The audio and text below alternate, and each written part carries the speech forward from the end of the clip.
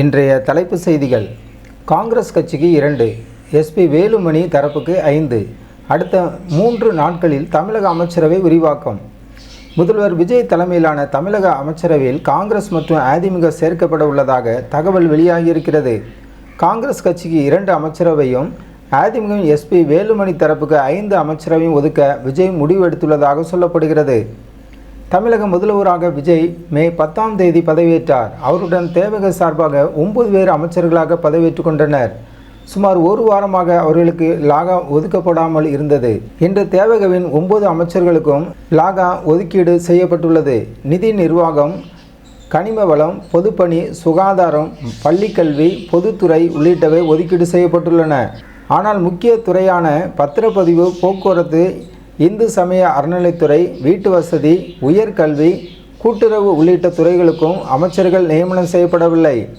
இதனால் அடுத்த சில நாட்களில் தமிழக அமைச்சரவை விரிவாக்கம் செய்யப்படும் என்று தெரிகிறது.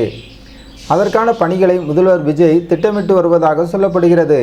இதனிடையே அமைச்சரவை விரிவாக்கத்தின் போது காங்கிரஸ் கட்சிக்கு 2 அமைச்சரவை கொடுக்கப்பட உள்ளதாக தெரியவந்துள்ளது.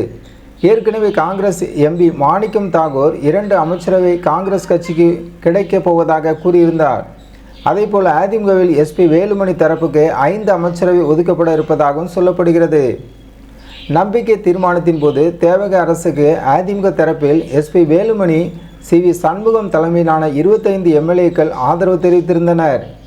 இதனால் டென்ஷனான எடப்பாடி பழனிசாமி தேவகவுக்கு ஆதரவாக இருக்கும் 28 மாவட்ட செயலாளர்களையும் பதவி நீக்கம் செய்து உத்தரவிட்டார். இதனால் அதிமுகவில் மீண்டும் பிளவு ஏற்பட்டுள்ளது. இருந்தாலும் எஸ்பி வேலுமணி தரப்பில் தேவக ஆதரவு நிலைப்பாட்டில் உறுதியாக இருக்கிறது.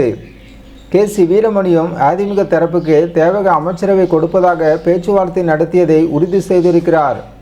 இதனால் அமைச்சரவை விரிவாக்கம் செய்யப்படும் போது அதில் அதிமுக இடம்பெறும் என்று சொல்லப்படுகிறது.